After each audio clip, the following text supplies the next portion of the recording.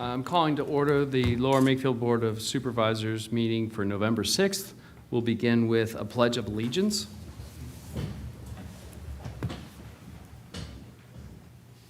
I pledge allegiance to the flag of the United States of America and to the republic for which it stands, one nation, under God, indivisible, with liberty and justice for all.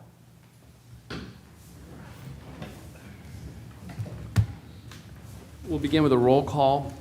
Supervisor McCartney is unable to join us this evening. He gave advance warning that he is away. Supervisor Grenier? Here. Supervisor Ross? Here. Supervisor Blundy? Here.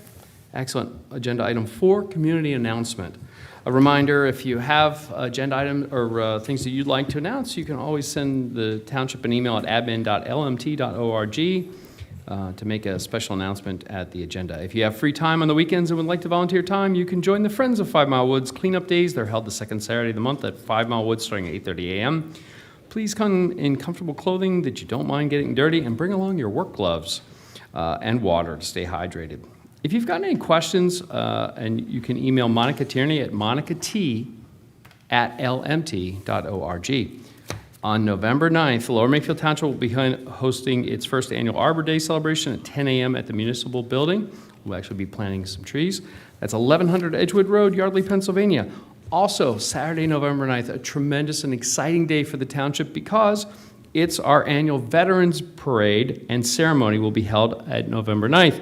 The parade starts at 1 p.m. on Edgewood Road and Long Acre Lane and concludes with the ceremony at Veterans Square.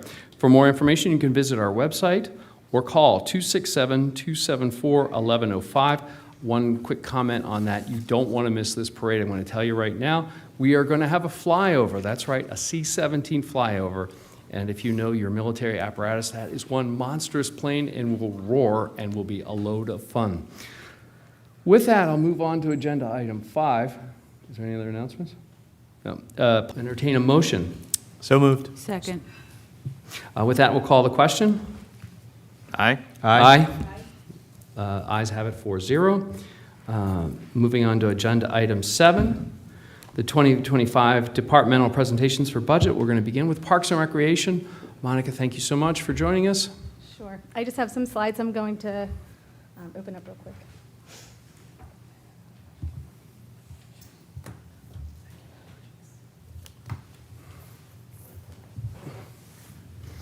So, how is everybody today?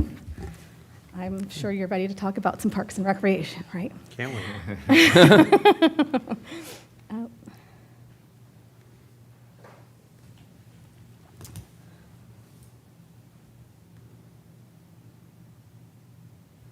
There's all kinds of things popping up. I'm very sorry. Okay, so just quickly, and I know you all know this, but just for the benefit of anybody who might be watching, the Parks and Recreation Department generates revenue through 3 different sources. We have alternative funding through user fees and sponsors, special use tax millage, fee in lieu grants and capital projects, or grants for capital projects. Oh, did it not share? Oh, thank you. I'm new to this technology, I apologize. So as far as our stats compared to the national average, typically agency will recoup 25% of its expenses through user fees. If you combined our park and rec budget along with our pool budget, we cover 71% of our operational costs through user fees. Last year, that number was 53%. So you can see our fee increases over the last year have greatly improved what we cover. As far as this year, for the pool budget, we covered 103% of our operation costs through user fees. And for our park and rec budget, we covered 47% of our operation costs through user fees. So what I did here is I kind of broke down all the different, not every different element, but most of the different elements, the fun stuff in Parks and Recreation, and kind of talked about how user fees impact those budgets separately, as they're not necessarily separated within the budget. So what we did here was the community center, our cost recovery is about 87%. Our revenue and this could actually be a little bit flexible. Our revenue is about $51,800. The breakdown of that is $11,800 in senior fees, $10,000 in rentals, $15,000 in summer camp, and that's where there's a little bit of variability because there was a little bit of a surplus with summer camp, and $15,000 in programs, same thing. There's a little bit of variability in how that money goes. The reason I calculated it like this is because the overall operations of the department are in the community center. So with this math, it's about 13%. 13% is covered by millage. That supports our general park and rec offices and that kind of thing. Recommend that our fees maintain same current structure as relating to rentals and that. And then we continue to allocate a little bit of the community center coverage for just general. We use this for township-related programs, EAC presentations, all kinds of things. So it makes sense to have a little millage allocated towards the community center. Next, moving on to league costs, we doubled the league rates last year. Our revenues this year were $230,000. Our expenses are $141,290, and that includes staff time spent maintaining the athletic fields. The surplus will be reinvested into the field improvements. So what we haven't done well historically is spend real time taking care of our athletic fields in the way that they should be. We put together a plan. I did this jointly with Derek to better improve how we take care of our athletic fields. We will be creating a line item specific to athletic field items for transparency so that people who are paying these athletic fees are seeing where their money is going. Now, that doesn't represent the full amount that we spend on athletics because there is a portion of staff that is in there. So we anticipate that that's going to be, a break even next year. As far as light recovery costs, you'll see that we recover. There's a little bit of a surplus here for light recovery. Looking towards the future, the intent would be to have a replacement of all of our lights within the parks. While we don't have that in our budget this year, if we could start building up and start spending towards that in the future, this would reduce our overall electricity use, our annual repair costs, and our light pollution within the parks. One of the the modernization of this system will save the township greatly with time. So the goal is to try and figure out how we're going to pay for that in the future. With programs, this is an even split, 70-30 split. Revenues are 90%, expenses are 63%, is the easiest one of them all. There is a surplus, and that surplus goes towards staff expenses, including the program manager position, front desk, and maintenance staff. Our goal for the next year, and we already have been bringing in some new programs, you'll start to see them with time, is expand and diversify our programs to better serve seniors, teens, and to promote more inclusive opportunities. So we're looking at updating our ADA transition plan in this next year, and part of that would be incorporating programming and how we could better serve the population that has different needs. For summer camp, cost recovery was 149%. The revenues were $335,000, $726,000. Expenses $224,867, as you see here on the screen. This year we did offer, we had far more campers than we ever had in the past. We tried to expand. Unfortunately, we still feel like we don't have the appropriate facility space to expand that way, so we do intend next year to reduce the amount of campers. So you'll see a reduction in the budget line item for summer camp for both staffing and revenues. But so we are looking to do that.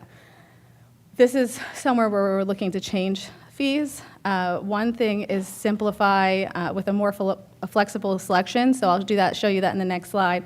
And the other one is implement a $20 per week fee to cover administrative costs, because what we run into is a whole bunch of switching of this week and that week, and it's really a lot on the back end for us. So we feel like we need to recoup those costs. So that will be, when the fee structure comes to you, this is something that I look to propose. I'll bring this to the park board next week as well. So this is what that would look like. What we did before was it was a 4, 6, or 8 week option. That's all you could do, right? And you couldn't pick anything in between. This allows flexibility for parents to be able to pick and choose weeks, 4, 5, 6, 7, 8 weeks, however many weeks they want to do. And you get a discount if you are doing a full 6 weeks or a full 8 weeks of camp. So you can see it's a little simplified. Also, before care and after care, we recognize that we need a little more staff support, so we're increasing the fees for that this year. That's going to be a proposal for fees for you this year.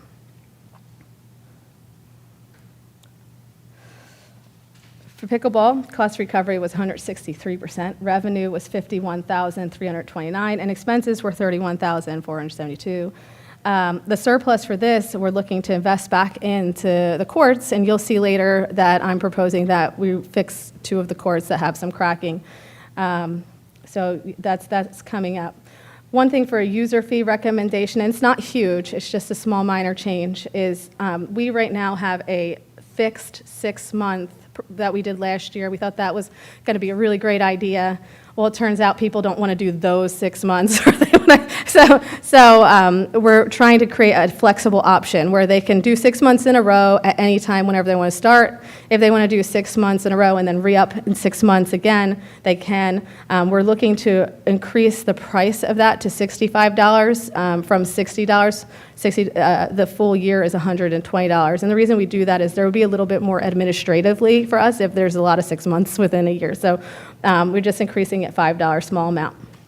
And then we're looking to continue to invest in the infrastructure.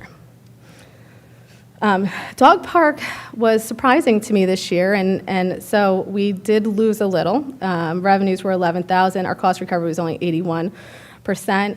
I'm hoping for the opportunity to work on marketing the dog park a little better and creating that community feel that we had a little better pre-COVID, where we were offering some dog park events and that type of thing.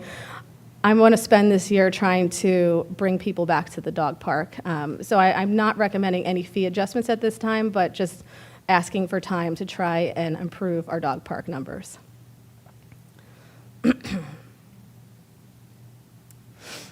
So this pool is representative of what happened this year. So this is what happened this year and nothing outside of that. You'll see in the budget that there's a starting cash balance of negative $211,797. And we will be bringing some money over, transferring some money over from Park and Rec to cover that shortfall.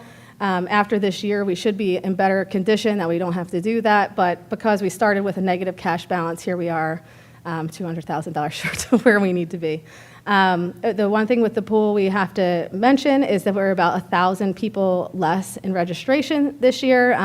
Generally, we do have a dip in registration after a big fee increase like we did last year. It was significant, I think about 12%. So I'm hoping to see us bounce back. We'll be working this year. I did act as pool manager in addition to the Park and Rec director, which was, while it was stressful, it was also an opportunity for me to really see frontline some of the things that we can improve and try to make a little better for next year. We did try to fix some inefficiencies throughout the season, but I feel now in this off season I'm going to spend a lot of time trying to work on some things at the pool. The user fees, I am recommending, so if we had continually increased the pool fee by 1 or 2% every year, we wouldn't have had to have a 12% increase. So I'm recommending that we continue with a 2% increase this year.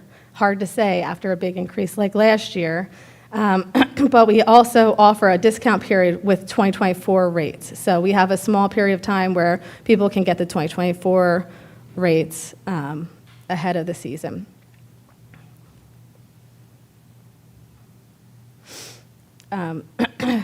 Moving into technology, we are looking to improve some of our technology this year, changing from Community Pass to Civic Rec, which offers so much more to both us as the staff, but also to the residents at large. And then we'll also start moving the township towards that single sign-in for services. So that's something that we're looking to do.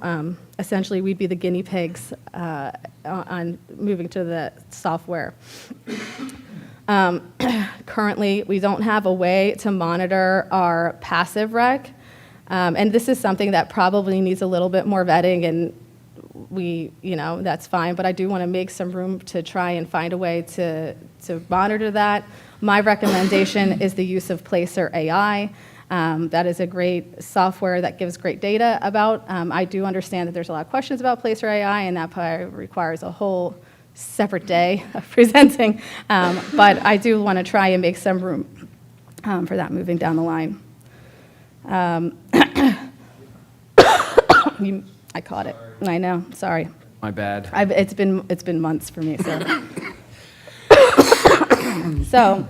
Huh?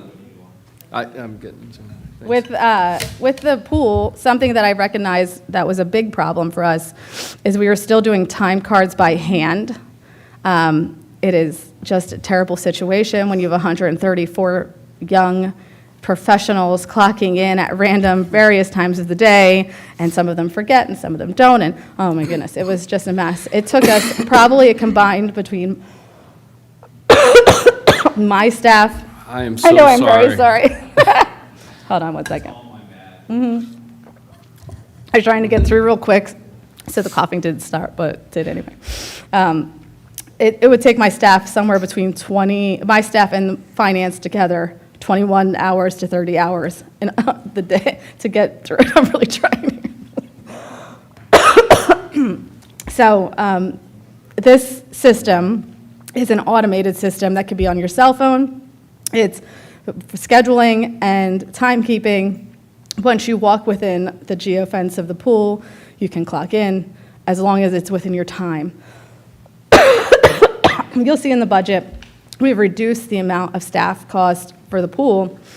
And part of that is I feel that there is a significant loss of time because of people clocking in super early or late, or someone coming in to sub for someone else. And all of that, I'm thinking we'll be able to save quite a bit of money in payroll by doing this. So I'm thinking that this investment is great, and I know Allison agrees with me because she was right there in the trenches with me as we were trying to make it our way through payroll, and not only payroll, it's just the crazy schedules of the pool. And then the next item would be an updated camera system for the pool and Kids Kingdom. This system is a lot more high-tech than what we have. We would have a lot more access to see. And the great thing with this company we're looking into is they have opportunities for solar-powered cameras, to get cameras in places where we weren't able to get cameras before. We're looking to start in pool and Kids Kingdom for now, but hopefully, and the goal, this amount is if we don't lease. I'm still waiting for lease options to come in from this company. If we do lease, which is what my preference would be, we could have updated systems every 3 to 5 years, so we always have modern technology. Really quick, do we use, Chief, this may be for you as well, between Park and Rec, maybe Public Works, Police Department, do we have similar camera? I'm sorry. Do we have any? What was Do we that? have hard candy? Yeah, we do. Good. Are you good? You're good? Yeah, Okay, I'm I struggling. but I'm You're good. struggling, but you're good? Okay. I'm good. All That'd be righty. great. Thanks. Thank you so much. No, I asked What was if the we had question? any for Sorry, you. Dan. No, I was just just for comparison purposes. We use cameras for different things, right? So we have Public Works facilities, obviously, the Yeah. Police Department has some, Parks and Rec, if there's any way to combine or compare notes or anything like that. Yeah. see if there's We started years ago, we started that surveillance program through all the vulnerable facilities, including the pool and, Kids Kingdom and things like that. And obviously, Monica was the benefit of those cameras initially.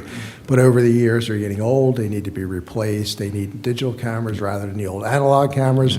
And the main thing is the servers, and for us to be able to monitor those cameras. So everything does need an upgrade. Right. Yeah. Okay. But it's, y'all are talking, basically. Yeah. And that was the main thing, make sure everyone's communicating. Yeah, so That's the, and police would have full access to anything that we were getting. This company is used by a lot of our neighbors. and they love them, great reviews. So looking at those, and we could have further conversations too. The next one is a fleet update plan. I have been working with Derek to try and better use all of our equipment across, as I'm hearing loud and clear from you that you want to. So Derek really helped with this. And he sure would be able to speak on it a lot better than I could. But what we're looking essentially for is a replacement of 2 trucks and a backhoe. It would be on a lease program. Our initial cost in 2025 would be $73,200. We would replace a couple vehicles every year with time. I believe the lease is 5 years? 5 years.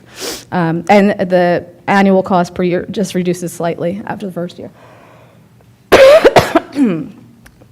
So that's with the fleet.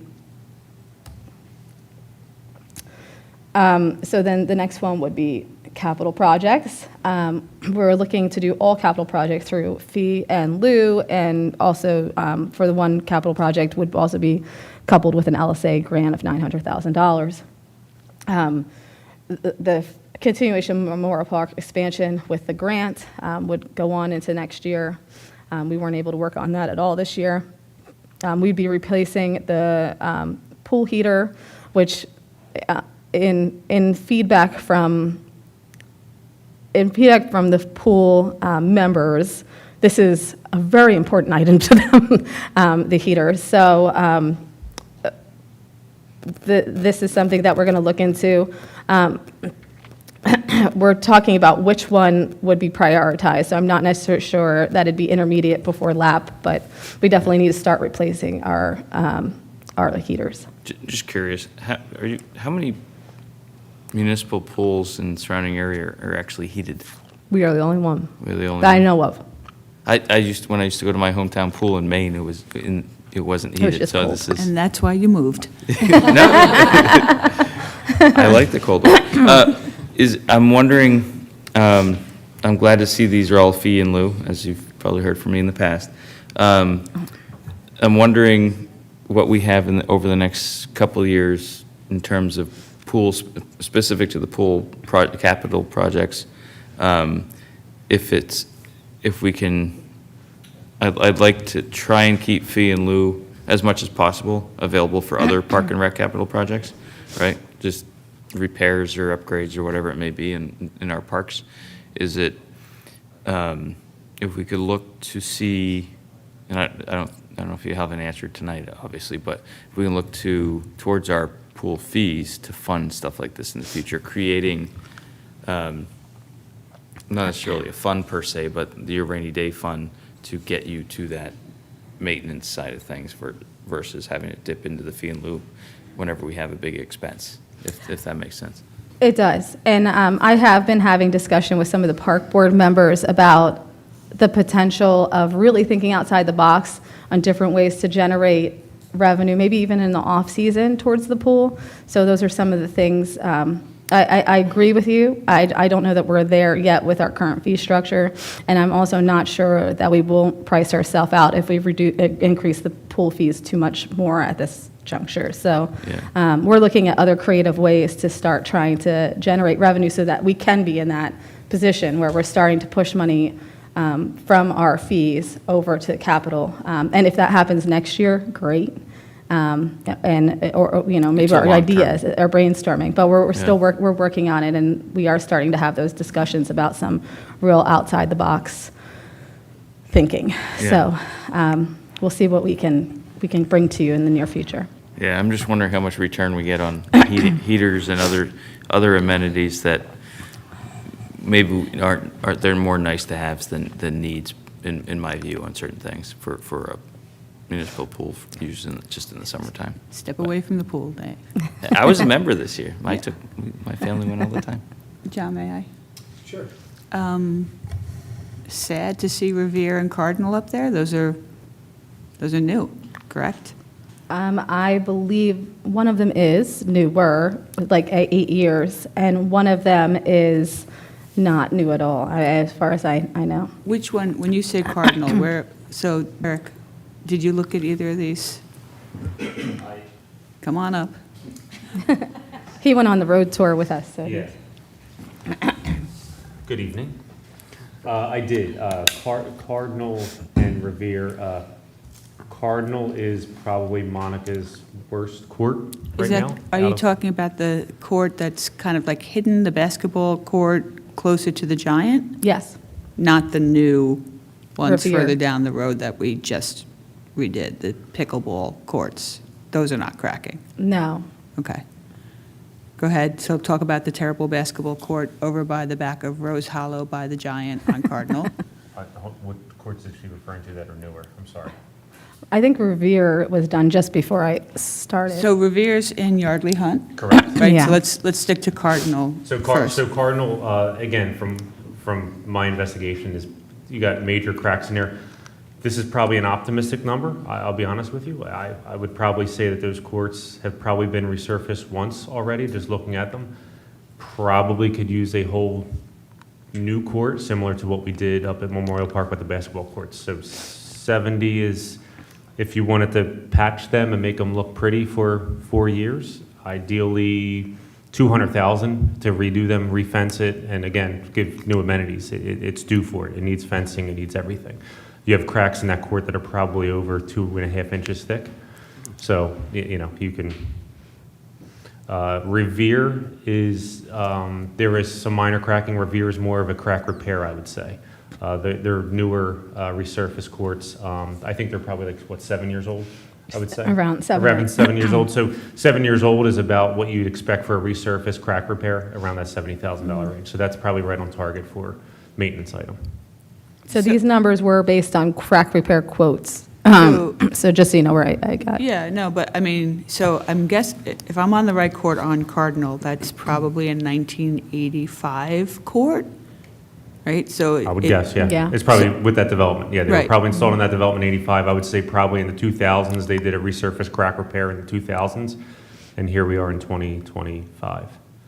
So they're, But we'll do a deeper dive, because it would shock me if you could repair them both, because they're very different courts. I For don't the disagree same with your range. assessment. I would say Cardinal is probably a complete rehab at this point, just due to, again, 85, beyond the useful life, rip it out, new base, new asphalt, new fence, new everything. It's probably very similar to what we did at Memorial Park, would need to be done at Cardinal.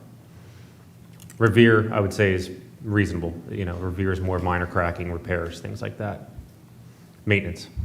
So one of the other supervisors who likes cold water often talks about when we think about new projects, that part of what we have to think about is, what does the maintenance of that project look like? Should we all imagine now that every time we build a court of some type, that in 7 or 8 years, it's going to have this type of price tag just as normal maintenance? Is that just kind of... I would say, so I wouldn't, I would put my name on it, that in 7 or 8 years, I would sit here and say we need to resurface Memorial Park basketball courts in about 7 or 8 years at a cost of, today, it would be around $50,000 you can expect for a court that size, minor crack repair, that was maintained over 7 years, mind you. Most of these facilities have not been maintained normally over 7 years, so that's why it's 70. If they were actually maintained, probably like 40, 45, 50. So, yes, when it's 7-year Okay. time frame is Yeah. reasonable for a court like that. Thank you. Thank you for getting out of your rolly chair and coming up. I appreciate it. Thank you. Thank you, Monica. So I can further investigate Cardinal. Now, the original quote, I was just trying to get a crack repair, but he is not wrong. Cardinal could use probably the full once over. And then also in here, that's kind of outside of the normal Kids Kingdom. We've been looking at Kids Kingdom. I think it's time for us to start talking about what we would do with Kids Kingdom in the future. It is grossly outdated at this point, as far as, and it's hard because Kids Kingdom is a project that the whole township did together. So I think it needs to be done well. What I would recommend is going through a process to start design as part of a community-based project where we talk about what we're going to do, how are we going to do it, and what's going to come of Kids Kingdom. And I think it should be very community-driven because of the way that it was initially built. However, we're at a position now where we have wood that is deteriorating. We have, it is not up to today's standards, so it passes because it's, retroactive. However, it's not of today's standards. We don't have as much accessibility as we'd like to see in today's standards. And, the maintenance and upkeep is getting more and more expensive each year as we try to keep up with it. So it's just something, we're in a position now, we have gotten more out of it than we ever should have. Many communities now who have built these Kid Kingdom are replacing them in one fashion or another. I could bring some case studies when we go and look at it of how different townships handled it, because everybody is equally emotionally invested, from one community to the next, who've done these wooden playgrounds. So we can kind of look and see how other townships, well, I have, but I would, include you in the discussion, and the park board about how. So that's one thing. And also wanted to start as a community project. This would be a great opportunity for a large-scale capital campaign. So like to start looking into getting someone to help us with a capital campaign. It is much larger than any type of fundraising that we'd ever considered historically. But I think because of the nature of the project, it might be something that we could really do a good job with a large-scale capital campaign. So I did set some money into that for now. So I know this isn't the evening to discuss it, but I have met a lot of people who helped build Kids Kingdom. And I would rather, if we can, move forward that way with a grassroots efforts than that way, with 120. And I think you just suggested that we're going to hire a fundraising entity. We may land there, but there are a lot of really strong people in this community that I wonder if we can make it more of a volunteer-based process to start with, but Well, we should I know definitely. that's not tonight. I'm sorry to interrupt. I'm very sorry. We should definitely consider having a professional manage the design process and include incorporation of the community and that kind of thing. It's just kind of the nature of those design projects, and it's also makes it very grant-worthy too if it's a community-based design process. An example of this is Warrington, who did their large-scale playground. Now, they were from scratch, and they did it differently, but they did a great job at design. And what they did was they went into the schools, and they had kids draw out what their dream playground would look like, and then they started voting on different elements. And so the kids designed that playground, which was really cool. So there's just so many great ideas out there of things that we could do. I'm actually against. What? I don't like that park. I don't know if you guys have had a chance to go look at it. I was watching some mothers trying to help get their kids up the incline, but it's so freaking steep. It was almost comical, except I couldn't do it, so it really wasn't that comical. But, yeah, Yeah, we used to go anyway, there. for another night. My kids like the park. No, I think that's a great idea if we can get community involvement. Probably need a landscape architect or structural engineer to help out, obviously, make sure it doesn't fall apart. But it'd be fun to take part in it.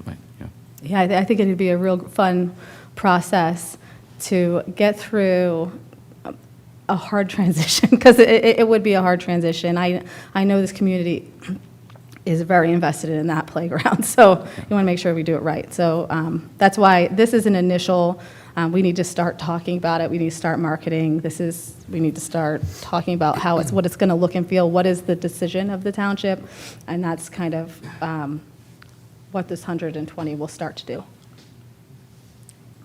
But we also need to start thinking about how are we going to fund whatever it is that we come up with. That's where the idea of the capital campaign is there. Is there any more questions about this slide here? Because I know this is probably one of the more interesting slides. Okay. So that's it for me.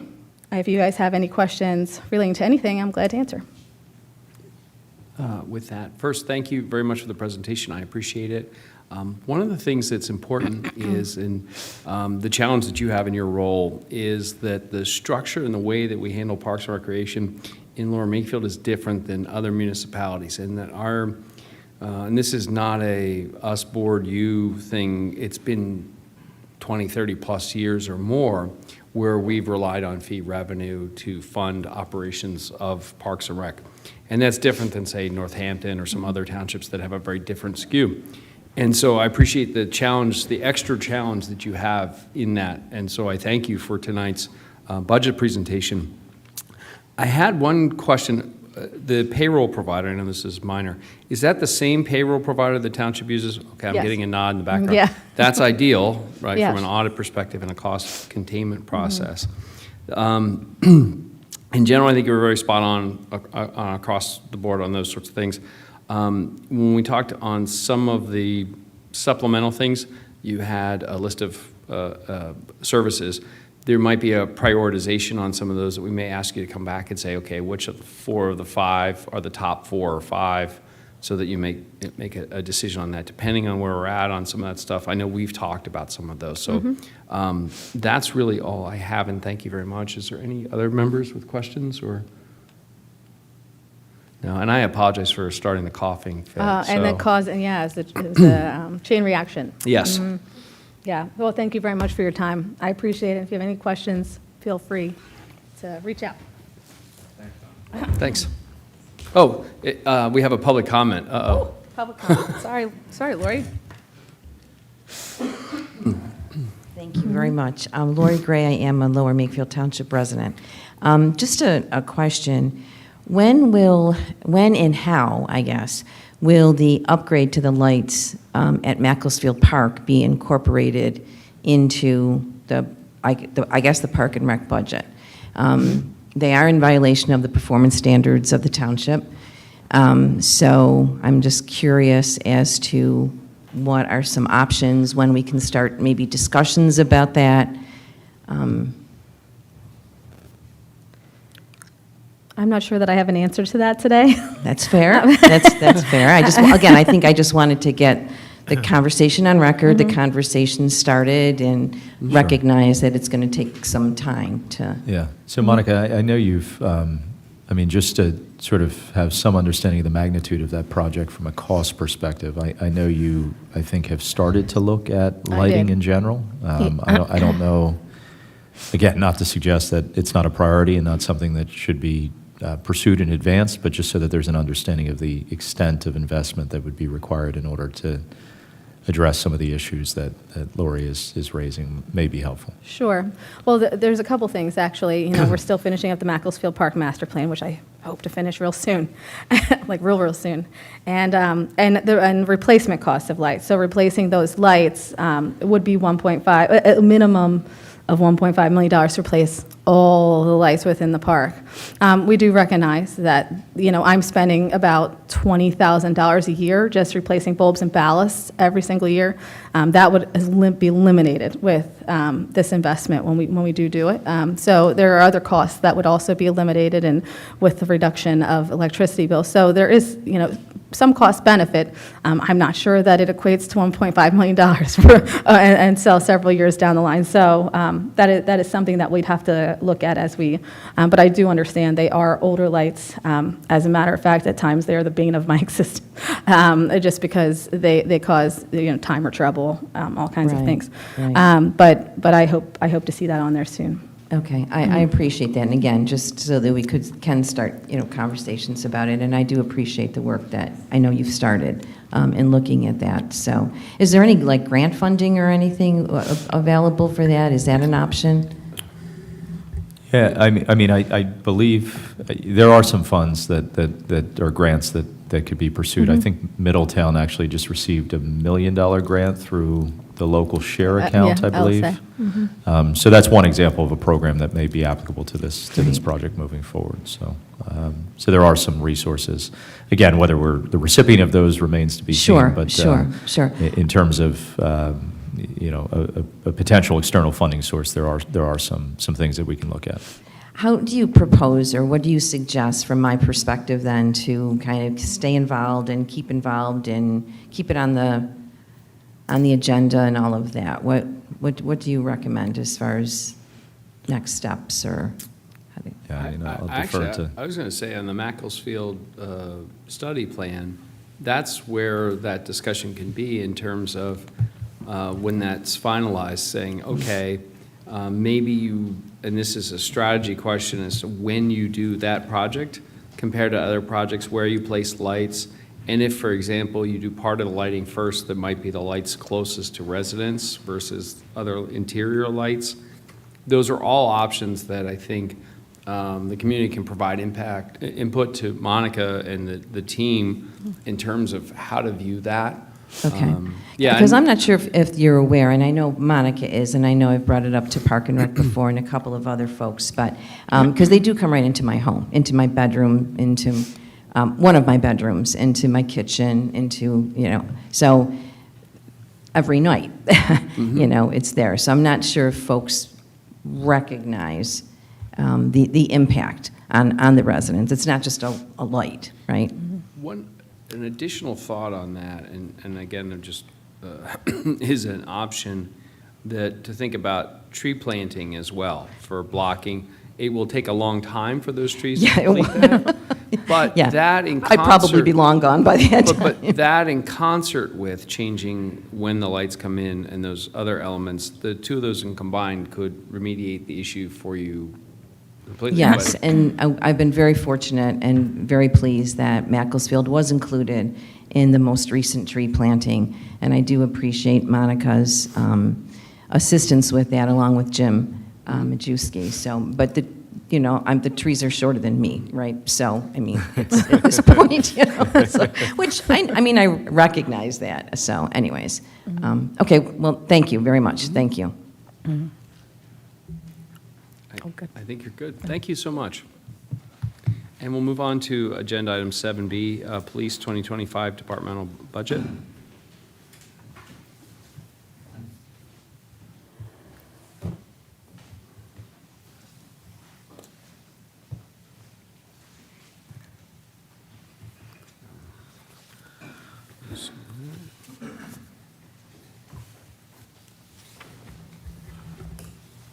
Hello, Chairman Lewis, members of the board. Members of the board. With me tonight is Deputy Chief Bob Lewis. I'm sure you all know Deputy Chief Lewis. Good evening. We also have a PowerPoint, and we'll try to get through this as quickly as possible. Go to the first slide, please, Dave. The first slide is a snapshot of the Police Department revenues for 2025. As you'll see down at the total, the revenues are $247,516. And this is pretty standard every year for police.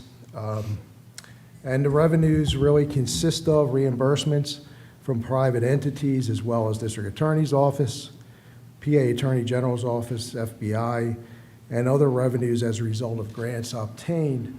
And I think it's always important to note that over the past 20 years, the police department has applied for and was granted $1.2 million in grant funding. Next one, Dave. Now, this is a snapshot of our expenses, and as you can see, it's color-coded, and the yellow are the contractual mandated expenses in the budget, and that consists of 92% of the overall budget, and the contractual items are such as sworn personnel salaries, overtime, office staff, and any type of fringe benefits, as you'll see. And the green are the somewhat flexible items that we have control over to a degree. And some of those items, if you look down at diesel and gasoline fuel, we'll be down a little bit this 2025 by about $4,000. If you look at minor equipment, we'll be down by about $9,500. Contracted services we cut, and we're down at $6,850. And if you look at lease payments, that's up $17,000, and that represents the lease payment for an additional marked police vehicle. Next slide.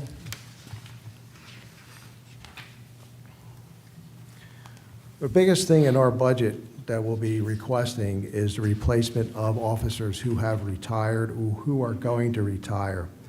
There's various ways of calculating police staffing needs. Department of Justice has some standards. Bucks County had gotten the Planning Commission to do a study in the county to see if there was adequate police presence during the county and police staffing. And they came up with a number for individual police departments. And they said that Lower Makefield should have a staff, maintain a staff of 56 sworn officers.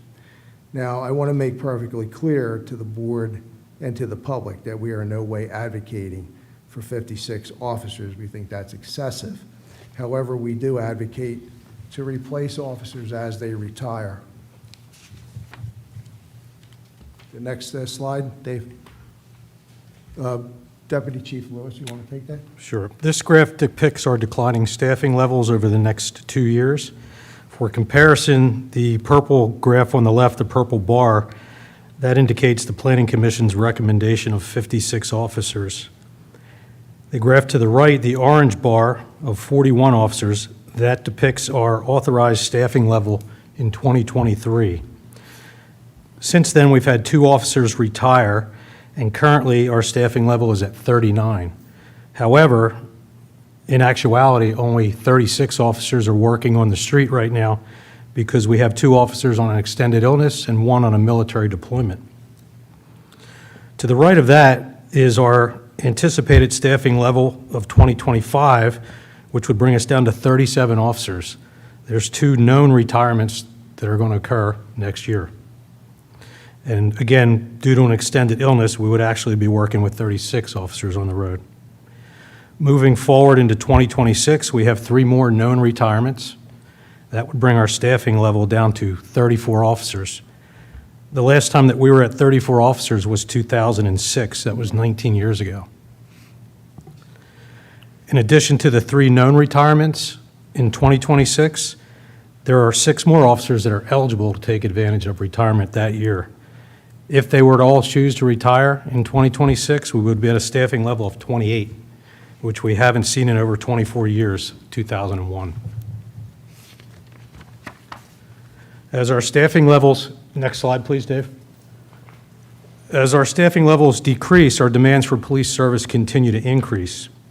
As an example, this year alone, we're expected to surpass 16,000 calls for service. Construction continues to progress at the Prickett Preserve development. When completed, the development will have 142,500 square feet of commercial business space containing 13 businesses, as well as 200 residential dwellings. Since the opening of the residential and subsequent existing commercial properties, we've had 180 additional calls for service that began in August of 2023.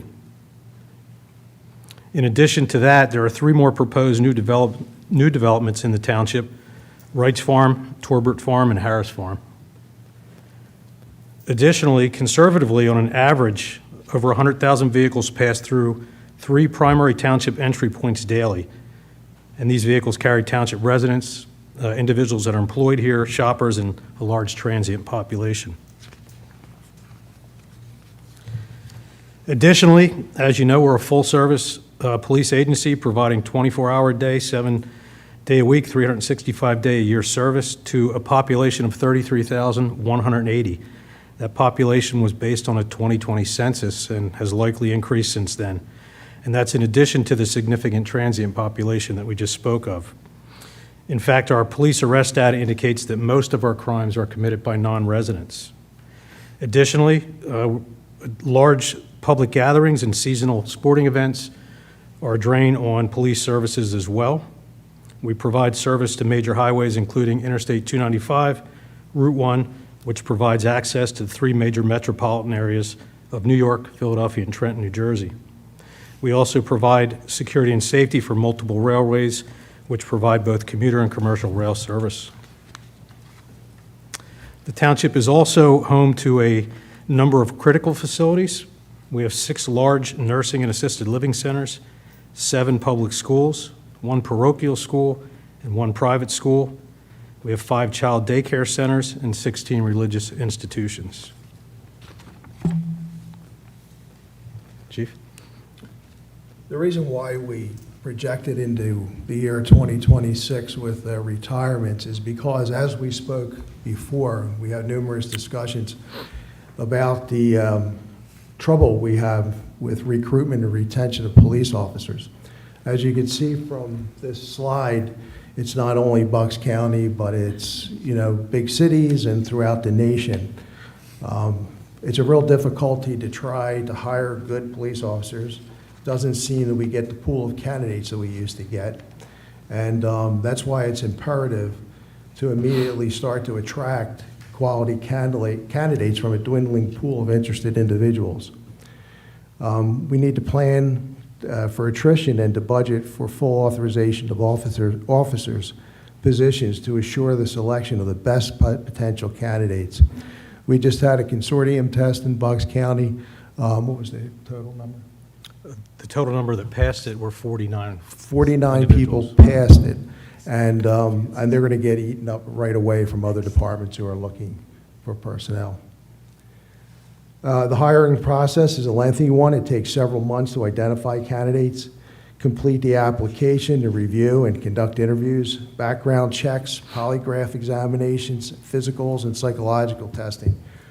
And municipal police academy training is 6 months, followed by 3 to 4 months of on-the-job training before an officer even hits the street. The next one, Dave. This slide just recaps what Deputy Lewis talked about on the charts.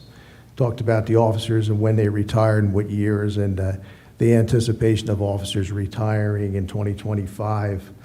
So we're asking, we have no request in this budget for any particular line items or any increase in anything other than the additional marked police vehicle, which was the $17,000.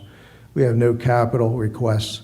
We just ask that we begin to recruit and replace 6 retired officers, 1 that retired in 2023, 1 that will retire that retired in 2024, and 2 retiring in 2025, and 2 additional officers in anticipation of shortages in 2026.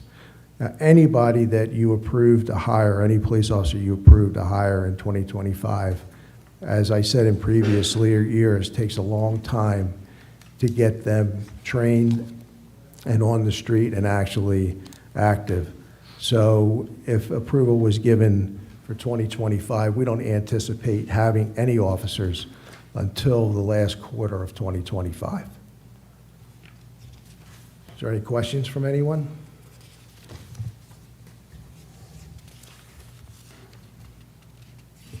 Sure. Chief, when you look at your projections for officers, heck, I know you went to 2026. I'd give you a couple more years to look at 5 years or so, just for long-range planning. To your point, right? Right. That would be a good thing to do. Yeah. But I guess it's someplace you have to start somewhere. I hear you. Of those 6 officers, you can't read the future or get in their minds, but do you anticipate that all 6 that are eligible in 2026 would retire, or do you think it would be some fraction of that? I think it will probably be some fraction of it, but, to plan on the worst-case scenario, it could possibly be 6. I understand. And I guess when we look at replacement, there's a good number here. Are we looking at officers with several years of experience that we would look to hire? Are we looking for officers right out of the academy? Where would you typically, what level would you typically look to bring new folks in? Usually, Lower Makefield has an abundance of applications that come in walking through the door. Yeah. If we were actually out recruiting, we would obviously try to recruit someone who already has training. So that saves us time, That's not always possible. Sometimes we have to send them to the police academy. It's the right candidate. So it's a variable. It just depends on who we find. Who's available. And who's interested. We go to colleges, we go to municipal police officer colleges like Montgomery County, community colleges, and we see the graduating classes. We use the consortium list when we can, but it's very difficult. Yeah. I will say my nephew a couple of years ago graduated from Youngstown State in Ohio and is now a local police officer That's awesome. in Youngstown because Yeah, it's very good. he went through those programs. Yeah, it's good to hire somebody that's already going through municipal police officer training. You Yeah. still have to do field training with them and Of course. acclimate them to your particular area, but it helps out a lot, It saves a lot of time and money. Yeah. Thanks. Thank you. Anyone else? I was going to say, along those lines, I think advocating for police pension portability is important, so that we can find the right officers at all staffing levels. I know it's a challenge. I think in our particular case, I think it's an attractive opportunity for police officers, particularly those that might have served in other areas with a more difficult circumstance, and that this could be a great place for them and their career, but we got to make sure that those impediments are removed, and I think that's for us to Yeah. be pushing on as well. Yeah, we have recruited and hired several officers from Philadelphia and other departments who wanted to relocate their families, and, yeah. And when I do meet officers that are on the younger side, I am mentioning that there are openings in Lower Makefield. I'm recruiting personally Philadelphia police officers. I explain the value and excitement of being here, and why you'd want to choose this Yeah. as well. Well, thank you for helping us with the recruitment, because it's very Yeah. difficult. Okay. Any other supervisor questions? Okay, thank you. Oh, thank you very much. Thank you. Thanks, Chief.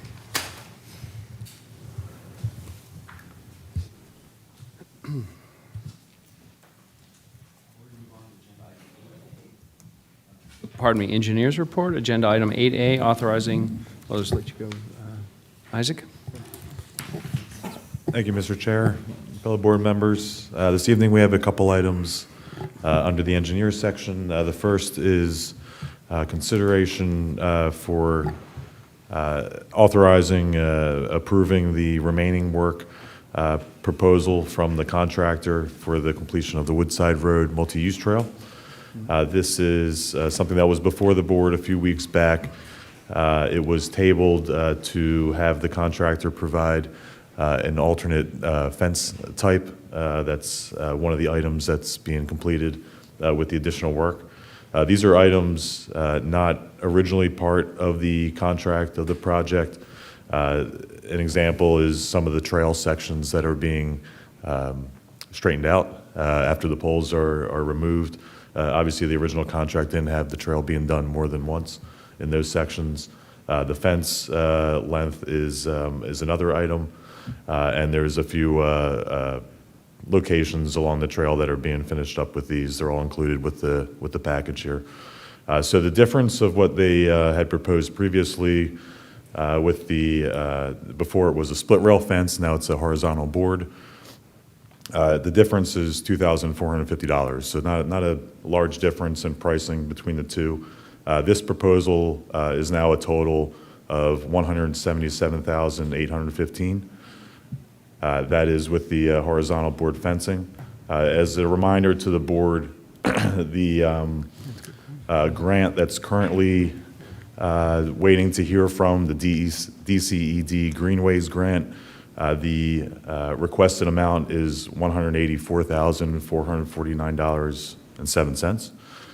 That is one that we're anticipating should be heard from by the end of this month, by the end of November.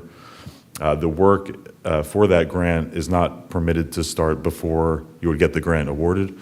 So the timing's not too far off, but that is something we'd look to hear about before giving any green light for the contractor. So before the board tonight, as I mentioned, is the proposal from R.E. Pearson Construction Company Incorporated in that amount of $177,815. We also have included typically the standard percentage of construction cost for inspection work is 6%, and that's what we have as part of this as well, so that we can be out there to inspect and make sure that everything's done to completion as the township prefers. So with that, I'd be happy to answer any questions and request the authorization for them to move forward with that work. Are there any questions? Yeah, I guess a big part of it, right, is the, what I'll call the fence. Maybe, I don't know if it's necessarily a fence per se, but that treatment, the It's a horizontal board fence. horizontal board, okay. Correct. Mhm. I'm trying to get a visual of that in my head. I think I know what it is. I Do have we- no idea what it is. Okay, do we have, to your point, do we have a plan drawn up that has the location type setbacks, whatever they may be, as part of this approval package? I'm not seeing a plan in our package, that's why I'm asking you. Yeah, working with staff, we previously, for the contractor to provide the pricing, we gave them the plan of where all these items are. So that includes the locations of the 7 spots where the trail is being straightened out and replaced. It includes the slope along the basin that's being armored and improved so it doesn't have erosion. And then the linear footage of the fence that's included with their quantities, which is a total of 1,225 linear feet of fence that would be installed. So that, I'm always worried about procurement with this stuff. So do they have a drawing with that? Is it a written, here's what we think you need? Or is it a drawing that shows the location and type, with typical details, all that stuff? It has the location of each of the items that they provided the pricing for Okay. on the plans, correct? Okay. Again, I just don't have it in front of me to see Sure. what it looks like. Yeah, we'd be happy to send that along. Okay.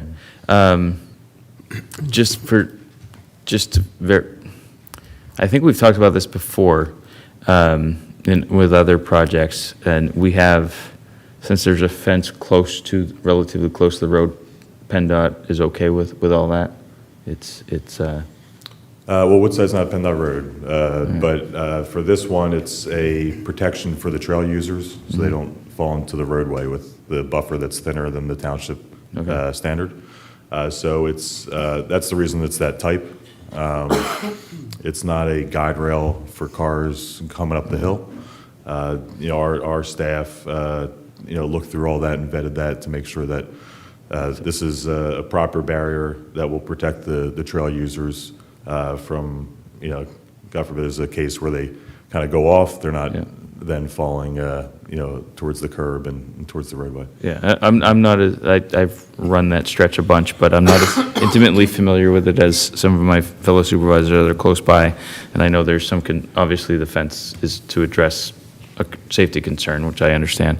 So I just want to make sure that everyone's very clear about the type, location, safety of the fence, and everyone's comfortable with it. So that I'm teeing it up in case you have more questions, but I know that's the main concern. Would you mind Yeah, if the I majority of that interrupted you? Dive right in. stretch is the descent, Woodbine coming down to Taylorsville Road. And I was able to. That's the horizontal board fence. Okay. That's that style, yeah. So And it's it's like a made big out split of rail. wood? Wood, correct. So it's about 4 feet-ish tall?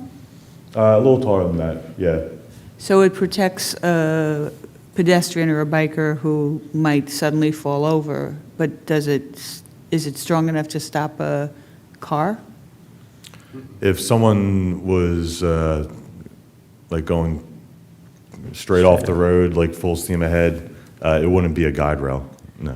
So like Doylestown has a similar looking fence, not exactly the same, along a lot of their trails, but they are metal. Did you look into that? Yes, and the stretch of fence that was advised to have, this installed, that came out of meetings, a couple months back, for these buffer areas that are thinner. So it's the stretch that's coming up the hill. If you're going on the side of the traffic, you're coming up the hill there, the trail's to your right. There's not a necessity for guide rail per se, as far as the warranted of the speed and what you're doing there with the vehicle.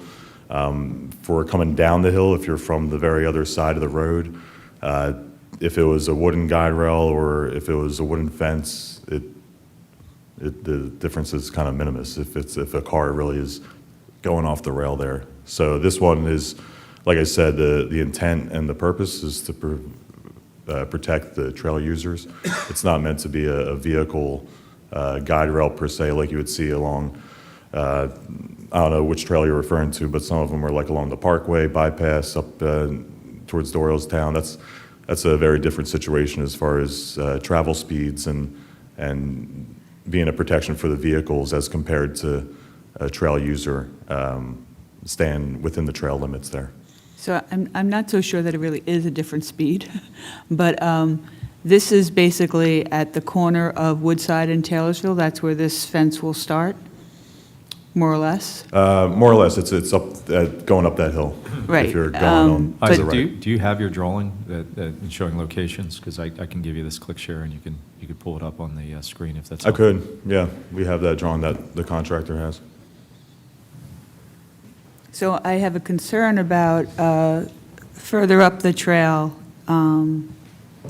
after the first entrance to Clearview, immediately after the first entrance to Clearview. And, the buffer, or the median, whatever we're going to call that little tiny strip of grass, the fact that there's no real curb or anything that would protect cars, especially if there's snow, from knowing when they're on the road and when they're on the trail. We did see evidence of tire tracks there already. Will this fence come up that far?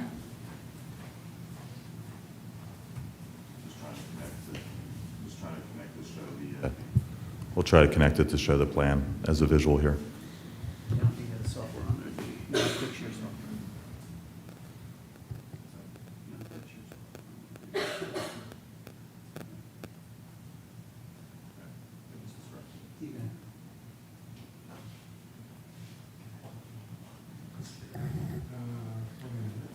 Can you repeat the location that you're asking about for that? As you're coming Clearview. up Woodside, which has turned into a little bit of a speedway, but you've just crossed over the first entrance to Clearview, so that immediate strip, I guess it would be going west. Will the fence go that far up? Where will the fence end? How will It we would, protect people further up the If you're coming up road? towards Clearview, the fence terminates, if you're familiar where that fire hydrant is, on the corner of Clearview and Woodside, before you get to Clearview itself. So the 'Cause fence- that is where the buffer is less than the minimum that the township is looking to have between a curb and a trail. And what is that minimum? Typically, it's 5 feet. Oh, okay. Yeah, Isaac, if you want to email. it to Typically, me, it's 5 feet. So the areas that have the 5-foot buffer, similar to other trails in the township, it wasn't looked like at to have any fence installed. There wasn't a need for those locations to have fencing. This is where, as you are coming down the hill, past Clearview, going down the descent, it does narrow down, and that's due, if you recall early on in the project, there was a desire not to have right-of-way takes. It was to make the trail fit within the right-of-way and between the curb and what was available there. The Well, no, buffer we did therefore do is 2 right-of-ways. feet. We did compensate homeowners at the direction of, the people who were designing this. We did compensate homeowners to take a portion of their property so that we would have sufficient space. So, no, that's not accurate. So, I'm sorry, worried I about. don't believe that was right-of-way takes on that descent, unless someone from that time can correct me, but we don't have a I'm difference in from that right-of-way time. limits I've on traveled that back to stretch. correct you. Very But good. again, moving further up, are you saying that there is 5 feet between the road and the path for the remainder of the trail, Clearview up. Clearview up? And do you know, are there other places, sorry for the compound question, in the township that have that 5 feet without any other kind of curb or elevation change between? Most trails in the township. If you would Most go true. past the newer Woodside Trail, past the golf course, when it's on the other side of the road, that's no curb and. But it's much off the wider. It's much Well, it's got the wider. 5-foot minimum, yeah. If you turn on to, is it Creamery there that has the trail? It's the area where most the are road level, changes yeah. names every 3 feet. Right. Now, the difference, you mentioned some spots with Doylestown, they have guardrail and those types of things. A significant thing to point out is that there is curbing as you come up the hill on Woodside, and that makes a big difference on your analysis for if you need further barriers where the vehicle might run into the side of the edge of pavement, as compared if there was just open space without any curbing. Yeah, there's So no there's curbing curbing. all up that stretch there. There's no curbing. There's no curbing. There's curbing at the corner, and then it stops kind of abruptly. There's no curbing. There's curbing on Woodside as you come up the hill, if you're traveling up, all on the right side. Nope.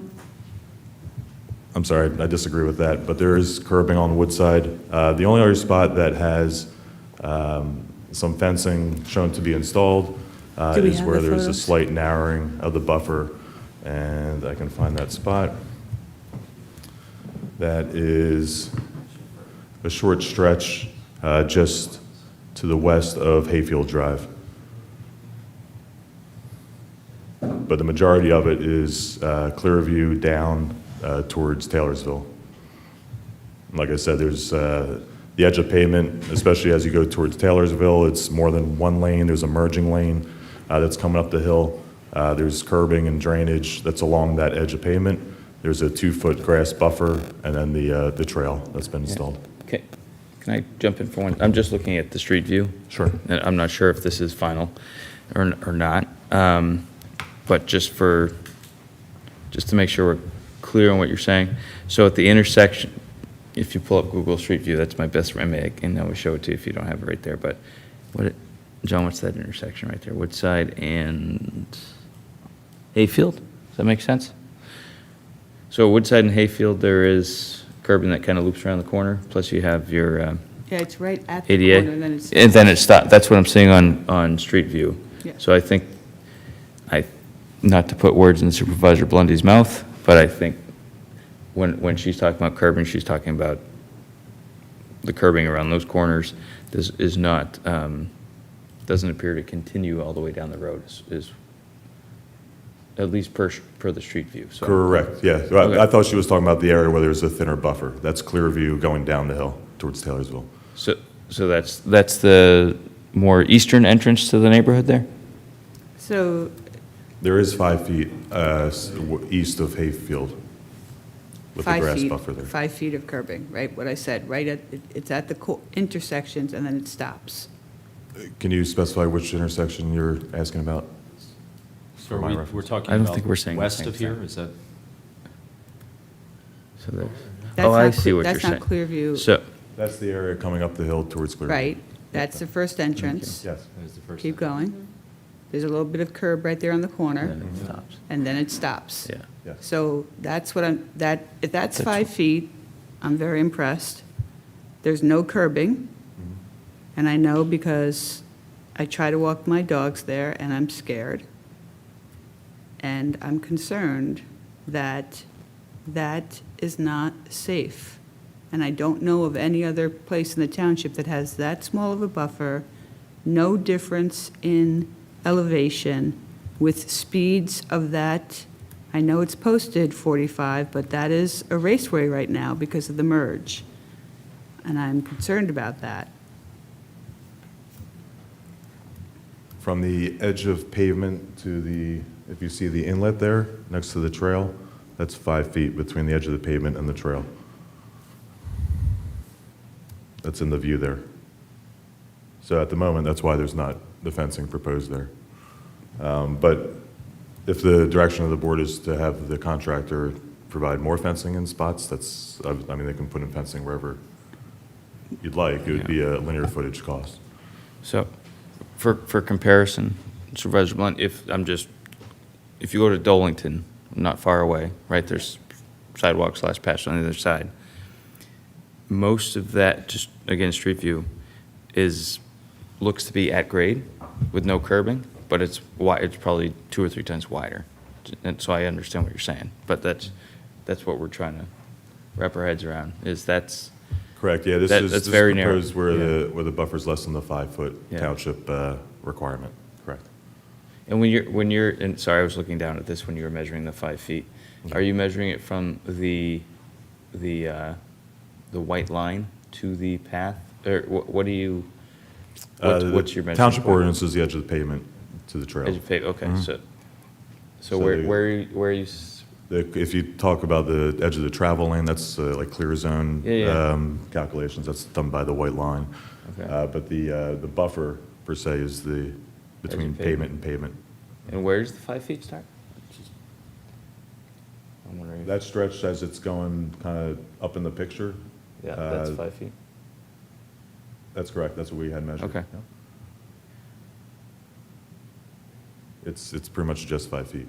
Yeah, it's Well, 5 foot. it's not much Yeah. more, that's for sure. Right. If you're No, it's measuring it at 5 5 feet. feet. Exactly,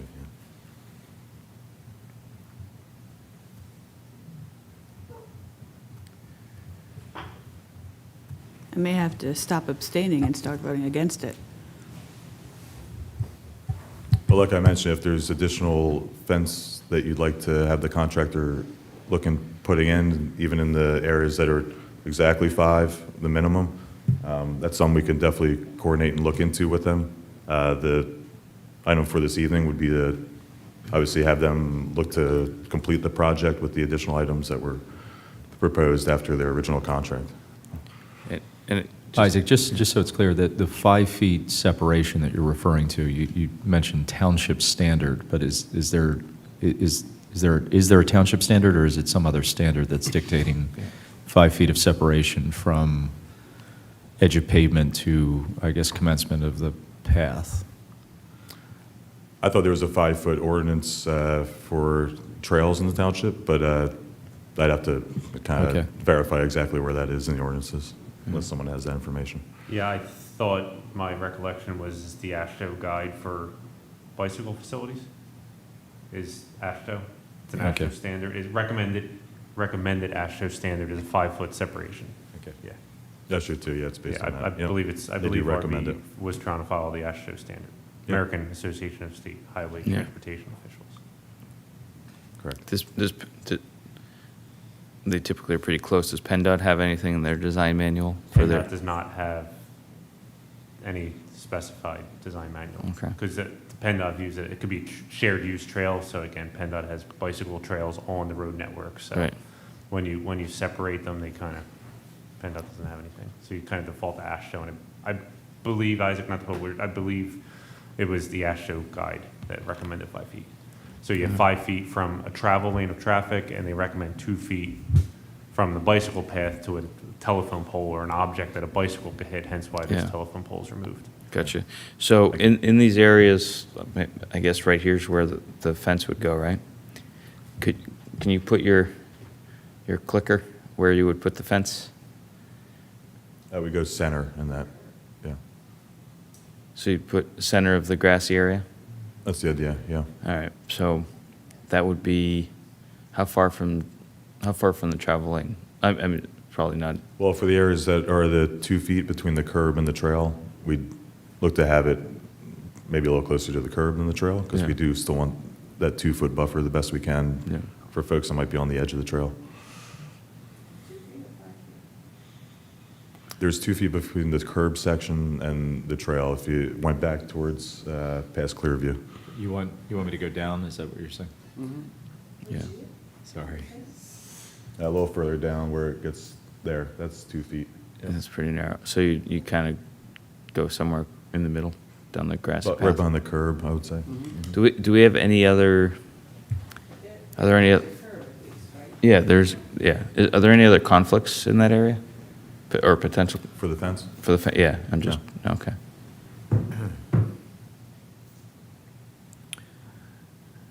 You are, Jim Majewski, there is something in the SALDO, in the subdivision land development ordinance as well, that talks about 5 feet from face of curb, so, standard, so perhaps that's what you were referring to. Thank you.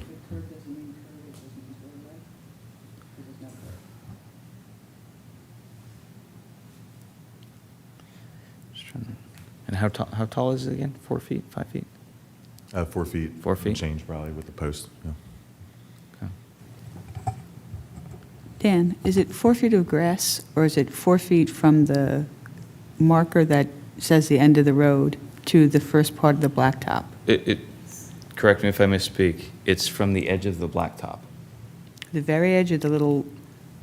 The Dave, bottom I'm of sorry the, to make what you you're seeing here, the multitask. bottom of the Can you bring curb. it back up? Right? Go the back Astra? towards Yeah. you? or- Yeah. Go back towards, The up the recommended is hill. 5 feet from the roadway to the trail. Yeah. Pavement, Pavement. yeah, pavement versus travelway. Right.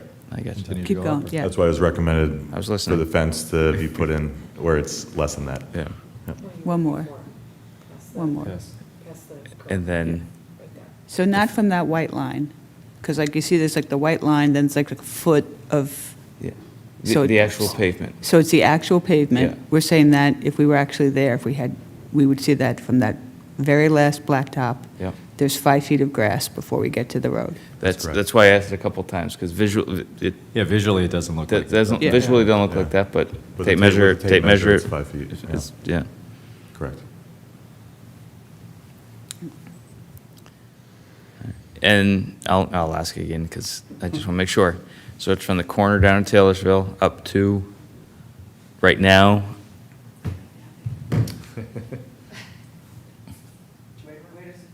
I think it stops on here, on this side of, Right. Clearview, correct? Where the fire hydrant is? Where this So fire hydrant. after the fire hydrant, it narrows to the less than 5 foot buffer. It's 5 feet where it goes around the fire hydrant. Okay. And then it narrows down.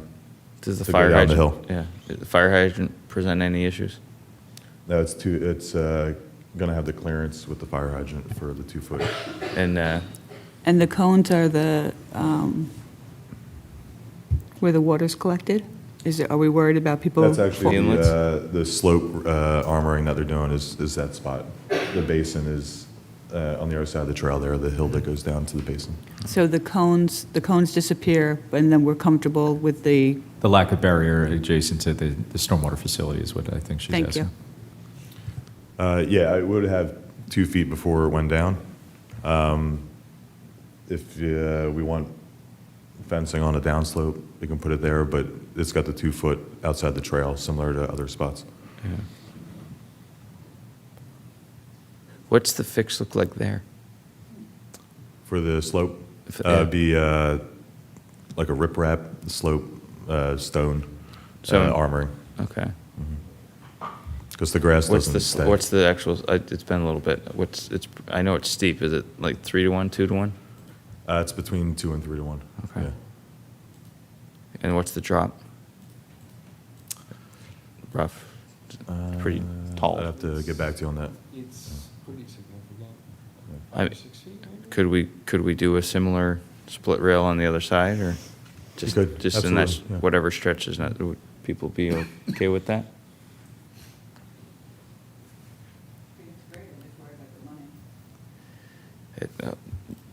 Of course. Yeah, their linear footage, the trail is $27 per linear foot for their proposal.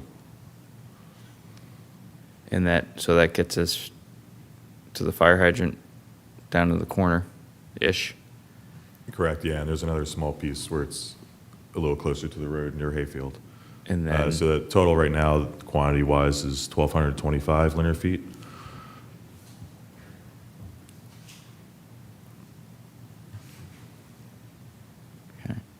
and then, what am I trying to say? Bottom of the fence is open? The bottom plank? It is, yeah, it doesn't go flush Doesn't with go flush the with- good. ground. Okay. Keeps it open for drainage That's purposes and why I'm everything. asking. Okay.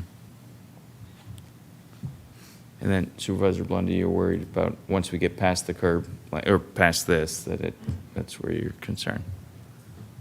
I'm sorry that I'm not prepared, but I don't think that's 5 feet. I'm getting texts from people who live in the neighborhood who's saying it's not 5 feet, but I didn't go and measure it, so I don't know. So we're happy to verify a stretch that we might want additional fencing, but. We need, I guess I the don't, important is part is the curbing fencing. cheaper and a safe, or, I mean, I think something has to happen, but It will not be cheaper. You need a whole, Definitely will the way not. the road slopes there, the grass is part of the drainage system. So you But, would, yeah. if you curb that, you would install inlets, Yeah. piping. never mind. No, Well, yeah, just- yeah. So the grass is not necessarily acting as a swale, but it's, There is actually infiltration Yeah, trenches in the part of grass. In the grass? It Okay. includes some BMPs that Okay. have some inlets, infiltration trenches, things like that. okay, so, which is cheaper than curb and gutter, so to speak. Correct, yeah. Okay. I get it.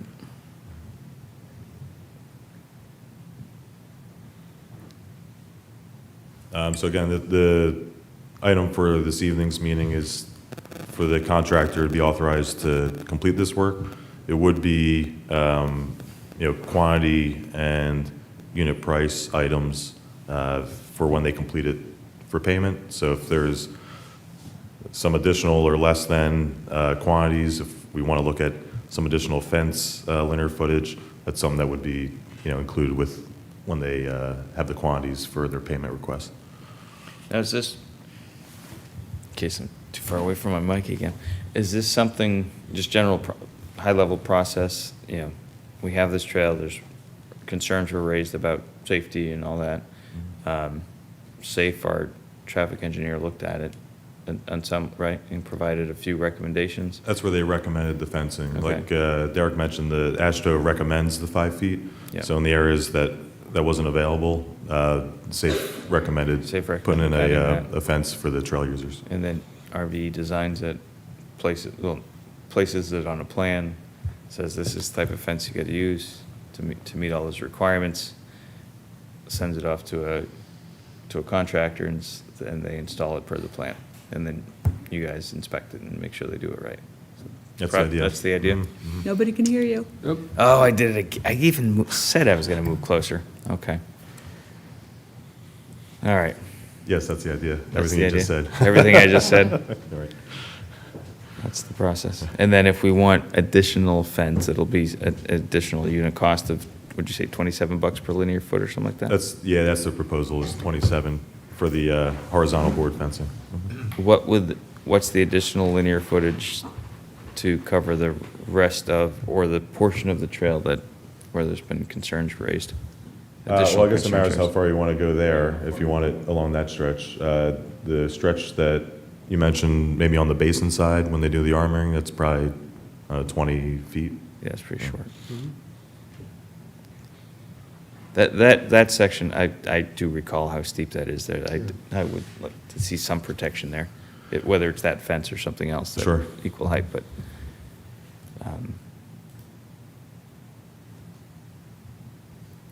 is this something where, I'm thinking out loud to my fellow board members, where we'd want to look at doing this initial phase in the most concerning locations, and then use that as a test run, and then maybe add more later? I don't know how much that might add to mob versus Yeah. demob. Well, I would say when the contractor is looking for direction for getting the materials and things, I'm sure they'd want to know everywhere that are being asked to put the fence. So we have that on plan thus far with the pricing they provided. We're definitely happy to go out and walk it with you guys or with any of you that want to look at specific areas, and we can always follow up to clarify that with the contractor. One of the things that's sort of an associated issue that is a question is the speed on Woodside going west, which is, I think, Up the the hill. crux of Supervisor Blundy's concern. And I wonder if, separate from the path itself, that we look at potentially asking SAFE to review how we could perhaps do a lane diet or Sounds like we did at Edgewood. something similar Yeah. to that, yeah. Yeah. So that maybe we change some of the street markings to help reduce the speed to address those concerns, separate from the path, but also deal with the speeds on Woodside in general, which, and this has been, and I know we've had requests for enhanced enforcement over the years with that. We have installed, and Chief will remind us that we've had installed speed meters many times there. This is something we could certainly take a look at, separate from the path, but also address the general speed going west on Woodside. And part of this is perhaps a function of the widening that was done by the Delaware River Joint Toll Bridge Commission as part of the bridge install, which perhaps increased or allowed it, made it easier for speed. Also, traffic was reduced significantly on Woodside because of the lane widening, which gives people the option to increase their speed. So I'm wondering if, and this is not to throw our great friends at the Delaware River Joint Toll Bridge Commission under the, but perhaps talk to them a little bit about that in terms of potential because they did rebuild the roads up there, about potentially how do we manage down the speed based on structuring the road, separate from the bike path itself. But and to your point, they do have to do some resurfacing, I believe, because the waviness of the downhill in that one area. That might be an opportunity when they're out there to revisit that. Yeah, I think that would be something we could definitely do that perhaps would address that concern, which, I think, we try and deal with these all the time in terms of, where can we do things to get actual speeds lower, even though stated speed limits are such. And then we have had discussions, where there are times where people think, hey, it's going super fast, then we run traffic studies and it's not that far off, or those sorts of things. But I think in this case, this is an area we perhaps could take a look at and do a potential traffic study. So would folks be comfortable with that as a separate ask? I don't know that that's necessarily you per se, because it would be safe, and perhaps the Delaware Joint Toll Bridge Commission. Dave, does that seem possible for us? I should say Derek. No. I don't know if you have any comments. Just I would probably say sure. The problem, the double left off Taylorsville Road does not help. So in order to do anything with the double left, it is on us, as we now own that traffic signal. Okay. So we need to go to PennDOT and ask to revisit all that. It could be part of, Isaac's team is already designing the crossing of Taylorsville Road. Yep, yeah. We could ask RVE to look at that from a traffic standpoint to see if that double left could be removed, and that could help on the traffic die to bring it down. I'm assuming the traffic. You're saying the double left onto Woodside? Is that what you're talking about? From Taylorsville. Yeah, Taylorsville northbound to westbound. Yeah, I guess again, not the. Why is it? Yeah, what kind of volume is being driven at that location through that intersection, heading in that direction? I don't quite understand. The only thing I can assume is their traffic, when they did their planning, is probably the queue time to get left turns out faster to give green light to southbound Taylorsville is probably what drove the double left. Instead of having 10 cars backed up in one lane, you have 5 and 5 and get it done in half the time. I'm assuming that's what it is. I mean, when Isaac's team goes to model the crossing times for the pedestrians, they could probably look at that to see if that can be reduced. Yeah, or eliminated, I should say. Along that, we have received complaints from Upper Makefield residents about the ability to go south on Taylorsville Road and the lighting structure, and that the lights aren't timed right for them. And I remind them they're in Upper Makefield. No, I do that. I'm polite enough to accept their concerns. Accept their concerns, and I've talked to those folks and to the Delaware Joint Toll Bridge Commission in the past about that. I haven't received those in a while, but it is part of that potential reason why that's an issue. If it would be okay if I redirect to the agenda item per se, is there a motion on the floor at this time? So moved. Second? Any additional questions or concerns? I'll call the question. All those in favor signify by saying aye. Aye. Abstain. Abstain. So let the record reflect that the vote is 3-0-1 for abstention. And we'll move on to agenda item 8B, Highland Drive Culvert Replacement Project. All right, thank you, Mr. Chair. Item B, as you mentioned, is the discussion for the culvert itself as part of that project. At the previous meeting, it was asked to follow up with some options as far as the material for the culvert, aluminum, arch, as compared to options for concrete, as well as kind of the different factors that come into play there, which is the cost itself, the lead time, and then if we wanted to have it as an option in the bid for the contractor to purchase the culvert after the fact, or if we wanted to have it designed and purchased by the township prior so that it's basically at the ready for the contractor once the project was awarded.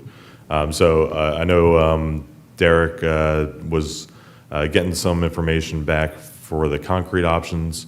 We had a concrete option provided as a follow-up by Contech as well.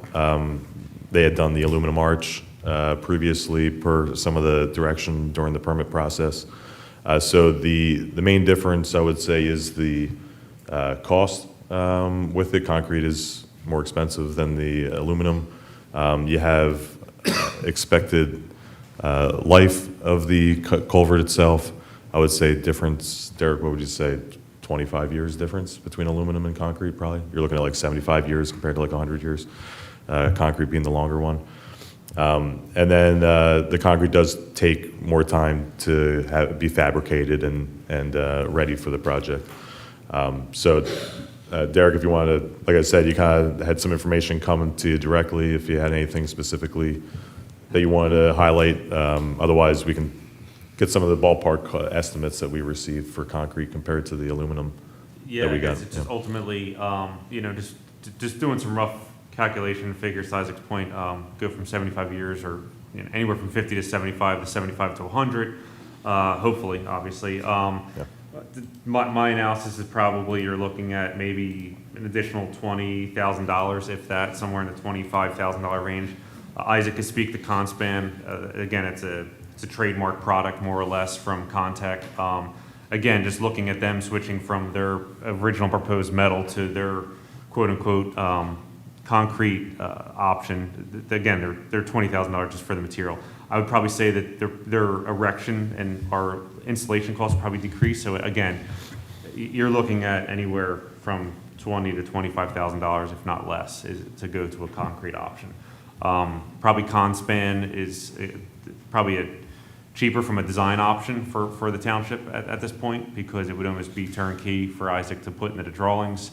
If we went to traditional precast options, Isaac's team would probably have a lot more work to do, or someone's team would have more work to do to finalize designs and things like that. So, again, so the task was to look at to see if there was a more valid option. I think concrete is a way to go. It's just probably this, again, I'm not familiar with Conspan, but it probably would be the most turnkey, Isaac, at this point, if the option was concrete, I would assume. I would think so, yeah. And there are some kind of associated construction items with all the options that are considered. You have the wing wall, the precast head walls, even with the Contech one, that's the arch, the concrete option.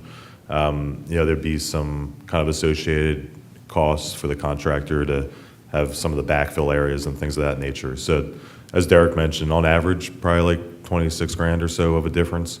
When the bid package would be finalized, probably within, a couple grand of that, as far as the difference between the options that are for consideration. And then the lead time, as we mentioned, for the concrete, you're probably adding 2 to 3 months to the wait for it. So, where the timeline for the project when we bid it out, rather than kind of right at the end of winter, probably later in the spring or, a little closer to the summer. So those are the main kind of decision points as far as which material type. Ask for direction on that first, I guess, and then we can talk about if we want it as something that the township would look to purchase separately from the bid, or if it would be part of that for the bidder to submit their bids accordingly. Thank you guys for going through that and looking all that stuff up and getting us the information. Super helpful. I think that as we talked about last time, I think Supervisor Ross and I were both talking about concrete. Talking with Derek, I think the concrete option is something personally I would prefer. To me, it's about overall cost of ownership, I guess, in terms of how long you'll have it for, replacement time periods, overall maintenance, potential maintenance, I should say. Staff's comfort level with the type of culvert it is versus, for future repaving. I think I was looking at your repaving budget in the next few years, so I know that area is being looked at too. So stuff like that on top of just the install and the functionality of a single culvert plays into it when I think about it. So I lean more towards the concrete. In terms of the process, I guess I would look to our staff for a recommendation process, because there's I'm used to a couple different ways of handling this. Any project really where an engineer takes it to permitting. Where I work, I'm usually that person. Takes it to permitting, and then the owner likes to hand off their projects to a what they call an EPC, engineering procurement construction contractor, who then purchases the materials or equipment, may refine the design somehow based on the equipment that's available and fine-tune things, because that's just how it works. Permits still work and all that stuff.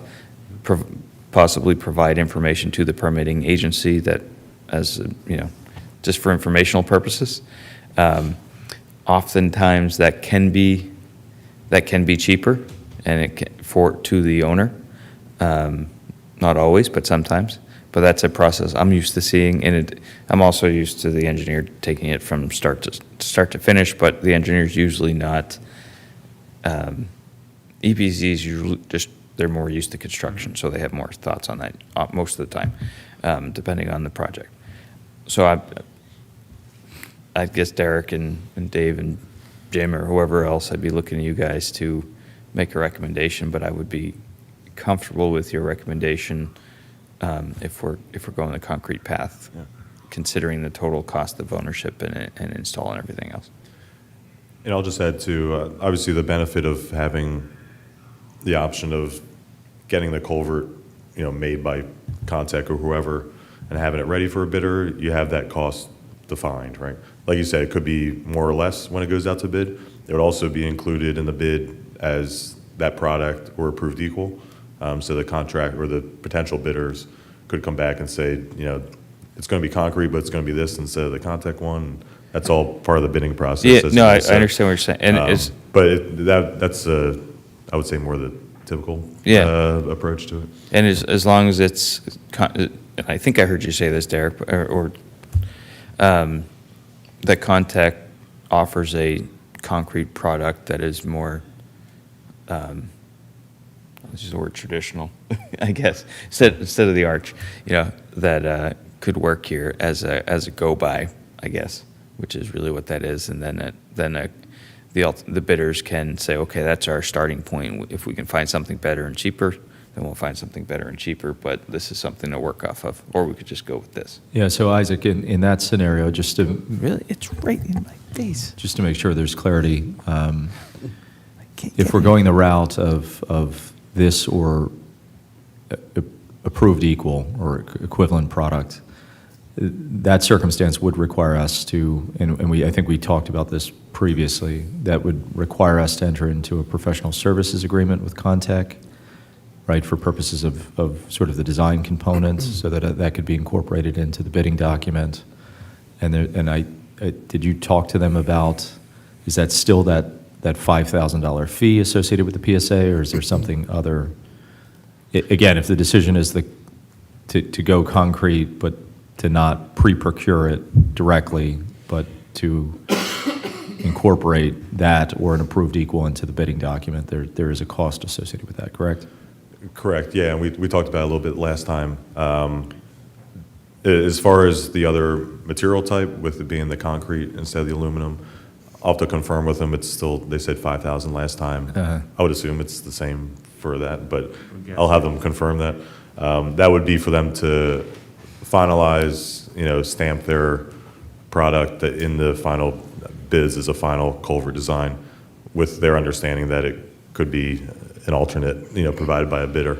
But yeah, that would be part of that direction, would be for them to establish that PSA with the township to finish the culvert design for the bid package.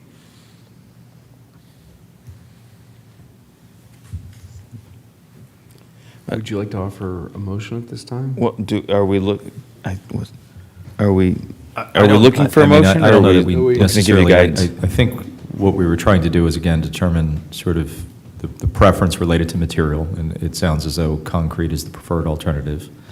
And then it sounds as though, from a procurement standpoint, again, I think the discussion last meeting was for the contractor to assume risk associated with procurement, right, and storage and all of that, which would require us to verify pricing from Contech on what the cost for the professional services they would be providing would be. Again, $5,000 was initially offered. We would have to verify, I guess, that it is in fact consistent with what they were offering as it relates to the aluminum arch, correct? Yeah, we can confirm that. That wasn't included with when they provided their description of the concrete option, but we can definitely confirm that. And that would then have it part of the bid package that would go out for public bidding, and then the contractor would, theoretically purchase the culvert from Contech or whoever once they were awarded, and the lead time would start then for them to get the concrete culvert. Because what'll happen is if this goes out to bid with, just say, the con-span drawings in it, Yeah. Isaac's probably going to get multiple Q&As during the bidding phase saying, will the township accept or equals? Yeah. You'll Yeah, have an other RFI. vendors come out of the Yeah. woodwork. And, then it's up to, we may get a cheaper option, allowing the or equal, so. So the idea is, don't just give them the permit drawings and say, here are your dimensions, and here's what was permitted, and they all go and try and match that. Trying to give them a little more direction. I agree with that scenario. I think if Isaac can finalize his designs, because my fear is if Isaac's not finalized on something, we're not protected. So at least if Isaac finalizes grades and approaches on a bridge, and probably keeps cost to a minimum for his team, because they could pick this design out of Contech, just slap it in their drawings and make sure everything works. If we don't finish, we may be at risk a little bit, if we don't finish tie up everything, all the loose ends. I can see that happening, that's all. And that kind of comes along with that final culvert drawing being fit in there. So that'll kind of allow us to finish the areas, immediately around it. We'll review it with staff. We'll, share it with the board members for a final look. And then, be at that point, we consider it ready to bid out. Because then if it goes to bid and someone doesn't or equal, we say, okay, you're good, great, our thing worked, your thing has to work. That's kind of our protection. At the end of the day, who do you envision owning the drawings, right? So ultimately, there's a couple different ways to do it, as I was saying. If you go like more the EPC route, ultimately they take over the final drawings and they have an engineer sign and seal the final drawings. The original engineer takes it to permitting, essentially. Usually that's the break point, and then the EPC takes it over, and then they tweak it, and then they sign and seal. So it's their risk, not yours as an engineer, right? That's one way to do it, but in this one, it sounds like in this case the bidders would be more construction contractors, where you're still owning the drawings, it's your signature and seal, and they're procuring. It's more of the P&C of the EPC, whereas you're doing the E of the. Is that what you're saying? But That's what you're proposing. That's how I mean, and that's a way to do it. I just want to make sure I understand. Yeah, it'll be fully permitted with DEP. Yeah. We'll just touch base with them again, and they pretty much acknowledged, as long as it meets the openings and everything they looked at before. Yeah. And then it'll have the final concrete culvert drawings. And the bidders have the right to say, instead of the Contech product, we want to use this one, but we review and make sure it meets all the same specifications and opening sizes and everything. So that's still in line with all the permitting and everything that's brought it up to that point. All right. So if they pick a different product that is 90% of, they pick a different product, you're going to have to review it to make sure that It would be, peg yeah. fits in the gap. Yeah, it would right? have to be concrete. It still has to be concrete. Yeah. It could be someone else, a vendor. It's usually a vendor Yeah. type more than anything Yeah. else, yeah. But that's a common thing, I would say, when Yeah. things are out to bid,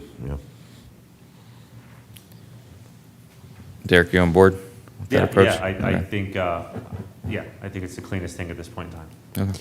Appreciate that. So with that, we don't need a motion if we've had the discussion and we think we're comfortable? I think we have direction. I mean, the only potential motion would be to, authorize entering into a PSA with Contact conditioned upon the Contact PSA price being consistent with that $5,000 that's been disclosed. That you could do that would enable us to, once we have that confirmation, to be able to move forward. The alternative would be we would come back with the PSA to request authorization at a future meeting, so. Is it cleaner to go get it and confirm, then vote, then put a motion, or? Whatever you're comfortable with, I think is. I'd rather vote on it once we have it. When you see it? So we can see it. That's fine. Is Ed okay with everyone else then? Okay. Okay, all right, so we'll get that information, we'll put it on a future agenda, and then we can proceed forward. Yeah, they've been pretty responsive. Obviously, they're kind of looking forward to the project as well. I would expect, hopefully by the next meeting, we'd have that for your consideration. Awesome. Thank you. Excellent. Isaac, the last one is general project updates. I noticed on our FTP site, we didn't have the memo. Did that not make it to us? Which one was that? Just the The report? general project Standard, updates? yeah. I'm not sure it came in or Okay. went in. Okay. So, yeah, I'm not sure about the link. But, Okay.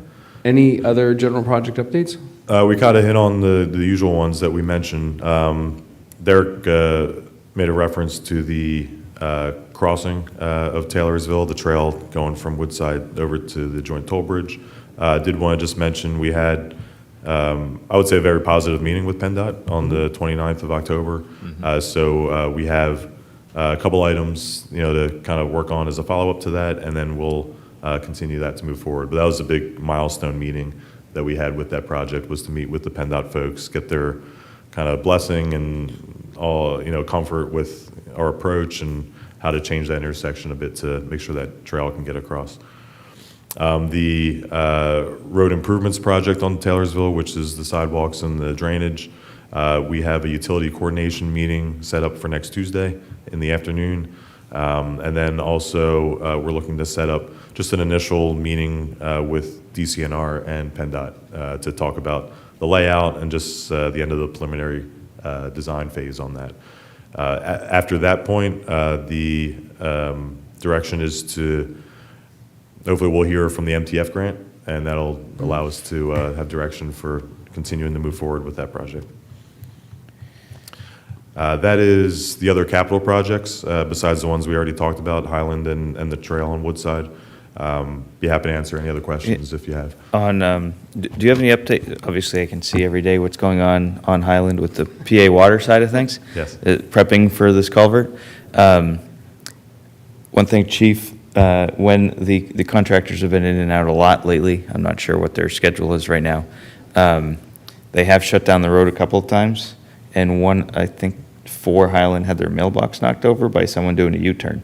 I don't know if they've reported that to you or not, but it definitely, I don't know who did it, but it happened. So it's because the road was closed, someone did a U-turn and somehow ran up into the yard and hit it. So, but that being said, I'm just trying to figure out, and then of course the trash trucks couldn't get through, so all of us had our trash delayed this week. But, so I'm just wondering what the schedule's looking like now. The initial crew that did the main was fast and very good. Now they're doing the individual connections and all that. Yeah, and that's where they're at this point. Yeah. There's lateral connections off Yeah. the main. Our understanding is there's not too much left for them to finish up there. They're asking about the timetable the township has for the actual project, where they Yeah. would finish their work under the stream for the connection, and that would be done when the actual culvert replacement would be done, so, next year. But they are almost wrapped up. I don't have a specific kind of week that they're aiming for at the moment, but I know they're looking to get that wrapped up as soon as possible. It looks like they'll be done soon. It's just, it just keeps going longer and longer than they said it was going to be, so I'm curious. Yeah, about- like you mentioned, they have a different crew that does Yeah. the laterals. Yeah. But that would be the end of the utility work until the actual bid-out project goes into bigger construction. The last remaining underground work is PA American Water and then Pico Gas. When the culvert's replaced, all the aerial work is complete, and if you notice, those old poles are gone, and Yes, that's very- all wrapped up. Hopefully the Porter John's gone soon, too. It's And been hopefully sitting the there Porter for a John's gone too, yes. Yeah, and there is, I don't know who hit it, but now I just saw a deer, there's a dead deer next to the Porter John now. So I don't know what's going on in that corner, but It's a busy spot. apparently. Yeah, sorry. Awesome. On that, we'll move on to agenda item 9, managers report. Yes, Mr. Chair, Derek, stay put, please. Thank you. Sorry. Members of the board, the first item is to consider authorizing the release of a bid for improvements at the intersection of Pine Grove Road and Big Oak Road. Again, this is a Greenlight Go funded project. The township received $305,320 for this. There is a 20% local match that is required. Again, this is the project that a couple meetings ago, there was a proposal from Bowman to assist with sort of bringing this to the finish line, so to speak. Bowman has prepared the bidding documents, and the document is ready for release. Assuming that it is authorized this evening, the project would be posted on PennBid by November the 11th, with a bid opening date of December the 9th, and a potential award of the project by December, at your December 18th, 2024 meeting. Again, the grant agreement in which we are not able to have any further extension on expires June 30th of 2025. We're comfortable with that schedule at this point, but we do need to proceed into the bidding phase. Derek, I don't know if you have any additional information in terms of whether everybody's aware of the general scope or whether you have any questions on that, but we would recommend authorizing release of the bid. Is So there a moved. motion? Oh, Second. Sorry, it's getting late. okay. With that, and I'm not seeing any supervisor comment or public comment, I'll call the question. All those in favor signify by saying aye. Aye. Aye. Was that all 4? Okay. No? Yes, okay. Sorry, the motion passes 4-0. Moving on to agenda item 9B. So the next item is consider So moved. Resolution 24-25. Is there a second? Oh, I'm sorry.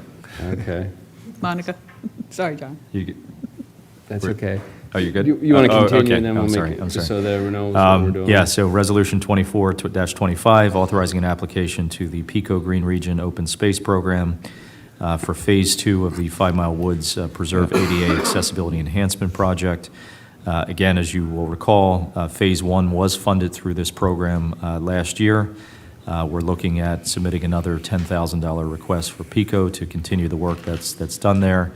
Monica, I don't know if you have any other details you want to share with the board, or not, so. So this would just be an extension, 350 feet, added on, linear feet, added on to 700 feet, also with some wayfinding and educational signage, so that's really what we're applying for here today. Much smaller project for the. If you get a little closer to the mic, sorry. It wasn't on. I'm really Oh, okay. Fail. Yes, so would you like me to say that again, or, okay. No, we heard you. Okay, good. So essentially, that's what we're looking for here, to add a little bit more education, a little bit extension. First project was much larger. This project, it included parking. There was a lot more cost to the township. It's not, we're not looking at that for this next one. And this is a PICO grant, so. Correct. Yeah, okay. Not seeing any comments from board members or public, I'll call the question. All those in favor of considering Resolution 24-25 signify by saying aye. Aye. Aye. Let the record reflect that the motion passed 4-0. Project updates? I have nothing this evening, Mr. Chair. Okay, solicitors report, 10A. Thank you, Mr. Chair. The minutes should reflect that the board met prior to the Board of Supervisors meeting in executive session to discuss employment, litigation, and real estate matters. Thank you. The first thing on my report is to consider the approval of an ordinance amending Chapter 34 pensions, Article 1 Police Pension Plan, Section 2 Definitions, specifically with the reference to the definition section, compensation and police command officer were replaced. So moved. Thank you. Second. Not seeing any comments or question, I'll call the question. All those in favor signify by saying aye. Aye. Let the record reflect that motion passed 4-0. Thank you. The minute should also reflect that this ordinance was properly advertised and provided to the Bucks County Law Library. In addition, consider approval of an ordinance providing for the amendment of the code of the Township of Lower Makefield, specifically the repeal of Part 2, Chapter 168, Small Wireless Facilities, and the adoption of Part 2, Chapter 195, Lower Makefield Township Wireless Communications Facilities Ordinance. As you may recall, this has been discussed at prior meetings. We amended the ordinance ever so slightly to comply with the Bucks County Planning Commission letter of October 1st, 2024, specifically to underline additions that were made, and we struck the definition of wireless communications facilities in the zoning ordinance, or reference there too. Like the prior ordinance, this ordinance has been properly advertised and provided to the Bucks County Law Library. So moved. Second. Supervisor Blundy exited, hopefully just for a quick bio break. This has been long discussed and reviewed by multiple people, including public comment where folks actually revised the copy, which was wonderful. I know we have some folks that have had concerns about wireless connectivity in certain portions of the township. As such, this gives wireless companies the ability to deploy the newest types of wireless facilities in concert with Pennsylvania state law. At the end of the day, obviously, wireless providers have to want to do that. It is something I know I've received, and I know other supervisors have as well. With the return of Supervisor Blundy, I will call the question. All those in favor of the ordinance as drafted, published, signify by saying aye. Aye. Let the record reflect that the motion passed 4-0. Thank you, and I have no other reports. Supervisor reports, I will waive mine. Supervisor Grenier? The only thing to report is that both farmland and the zoning hearing board next meeting will be on the 19th. the day before. Supervisor Ross? No report. Supervisor Blundy? No updates. Okay, is there any other business from board members? I'm not seeing any, and I'm looking. Number 13, appointments or reappointments to boards and commissions. Supervisor Ross? Oh, am I doing that? Yeah, already. Yeah. Huh? What's the other guy's name? Get a dude's name? Rick Ryan? Yeah, there we go. Yeah. You got it? Or do you want me to do it? You can do it. Mr. Chair, I'd like to make a motion to appoint both Alan, oh my gosh, is it Dupuy or Depew? Dupuy. All right. Alan Dupuy and Rick. And if it isn't, I'm sorry, Alan. Yeah. Alan and I are both French Canadians, and we both tease each other about how we pronounce our last names. So let me restart. I'd like to make a motion to appoint both Alan Dupuy and Rick Ryan to the Gulf Committee. Second. All those in favor signify by saying aye. Aye. And that passed 4-0. I'm not seeing any additional public comment. The light is not on. And with that, we'll adjourn the meeting. Thank you. Thank you. Good night.